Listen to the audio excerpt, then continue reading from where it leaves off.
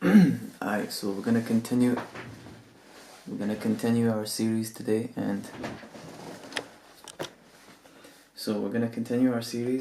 today we're gonna be talking about stance. Stance is something which is very fundamental. It's something which basically in every beginner class your coach is gonna talk to you about stance. Every first lesson is gonna be stance. So the question is, for us today, what exactly is stance? What does stance actually mean? And how do I think about stance in a way which is different from the way generally stance is understood? So what does it mean, and then how do I look at it differently? So stance, in terms of the general understanding, how it's generally taught, basically what stance refers to is the way that a person stands, the basic fighting position. So the coach who would teach you stance would emphasize things like where to put your hands. So he might teach you, okay, we're going to learn classical, depending on if you're doing boxing or Thai boxing, we're going to learn classical, keep your chin tucked, your shoulders high, elbows in, so these types of things. So your coach will basically tell you where to put the different parts of your body, where to put your feet. Okay, if you're right-handed, we want you to stand with your left hand forward because this is going to be your power hand, etc, etc. So it's really about positioning and the basic fighting position. So this is what's understood as stance. Now the second thing that comes along with this is that, generally speaking, your stance, as it's understood, not from me, but the way that it was understood generally, is that your stance shouldn't change. I'm sure you've heard yourself, your coach will tell you, don't switch stance. Even though it's becoming quite popular these days to switch stance, but generally speaking, it will be discouraged for a person to switch stance as they're fighting, for the reason basically that it can put you off balance. I think that's the general reason given.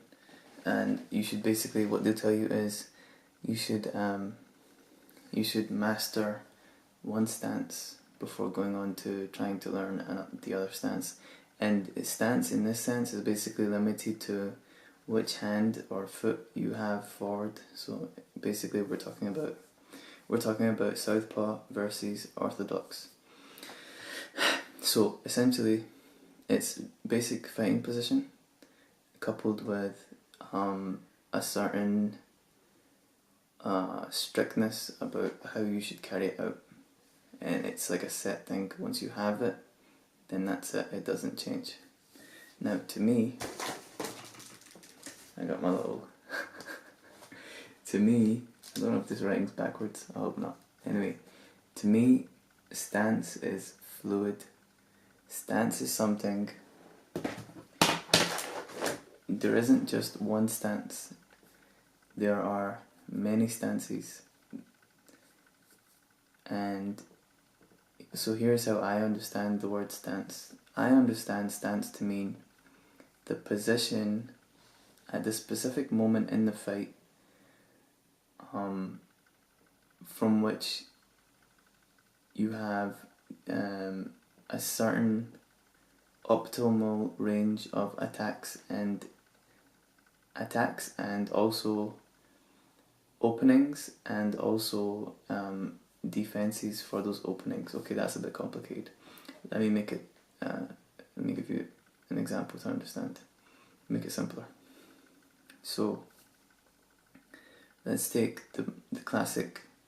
Since most people will probably learn MMA, let's take the classic MMA stance, which is, obviously you can't see my feet, but just from my hands, I'll go orthodox.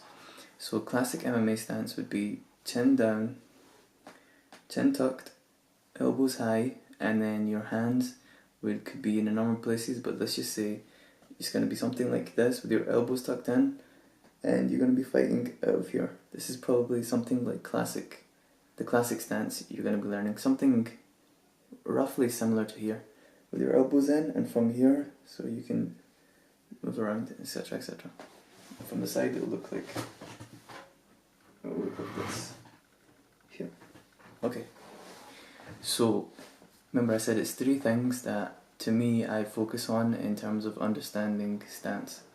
The first thing is attacks, and I say it's in the moment because essentially the stance that you choose, to me, the stance that you choose will change depending on your distance, how close you are to the opponent, your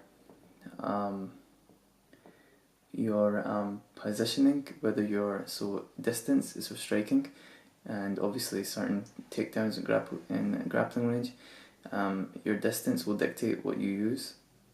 Your positioning, in terms of whether you're on the bottom or, okay, this is getting too complicated. Essentially, just to say, for the first thing, to make this real simple, the distance where you are and your angle will determine essentially the stance that you choose at that moment. Okay, so back to the original point.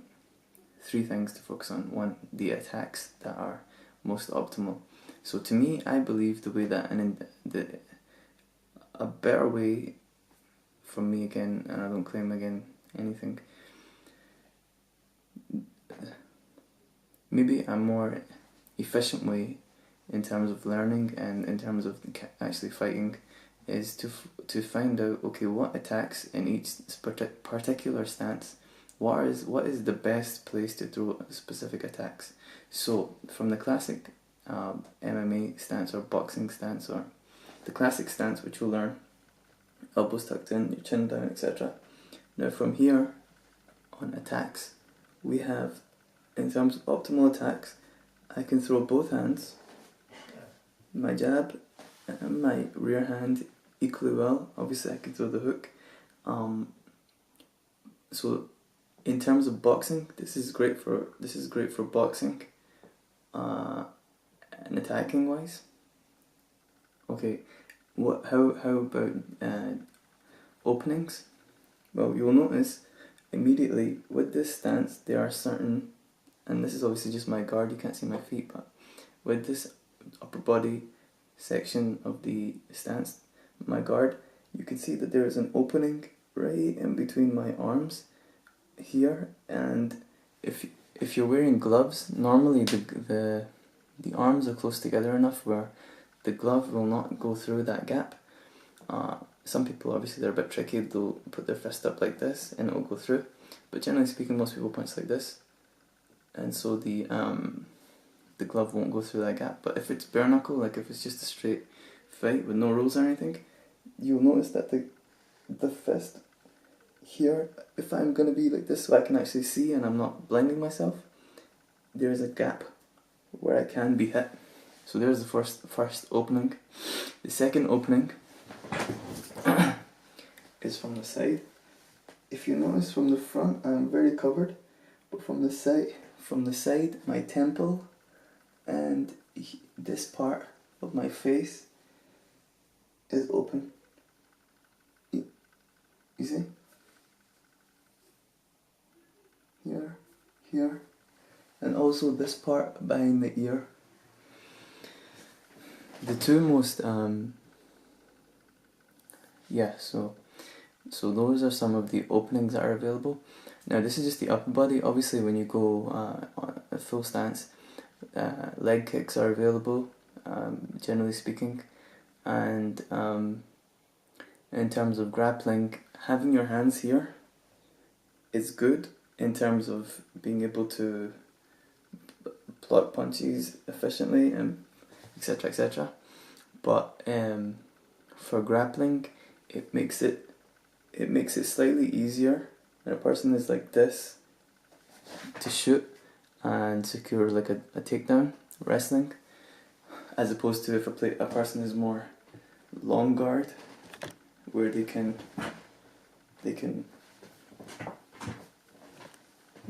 stop the shot. So what are the defenses, just quickly, to these openings? So here, the first opening in the middle is to simply just close the arms like this, which will obviously prevent a punch going through. And then in terms of the hooks, which will come around, a person would have to close this gap here, or you could use a tie kind of block. But basically my point is that as you can see in this stance, as in all stances, there are optimal attacks, there are openings, and there are ways to defend those openings. And all of these, there's only, although the potential is potentially infinite in terms of combinations and everything of attacks, etc, etc, but basically speaking, there's only a limited number of these in terms again of linear, circular, and the angle at which you can be hit. So that's the first thing. So my definition is stance should change based on what range you're at. So for example, if we're here, if we are in, let's start from the very outside, if we are in kicking range, so we are double my, let's just say slightly less than double, would that be kicking range? This is a kicking range, so I'm outside, I can kick you, but I can't punch you. Out this far, this kind of stance is not really, it might not be really ideal, and for the simple reason, again, I don't claim to be an expert, this is just my reflections on the arts, but for the simple reason of having your hands that high is not really necessary if your opponent can't hit you, or if he's far enough that you can see his attacks, so you'll burn your arms out. That's one thing. And then also having your arms that high is not really, potentially it's not ideal for if your opponent throws kicks to your body,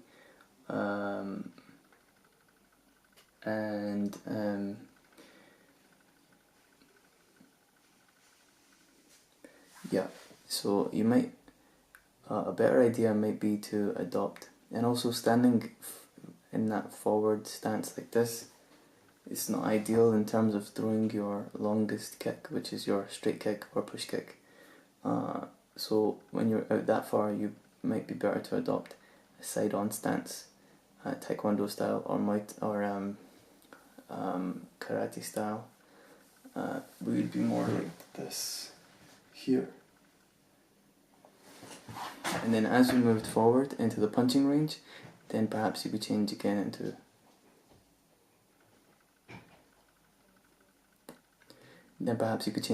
the boxing stance, more classical stance.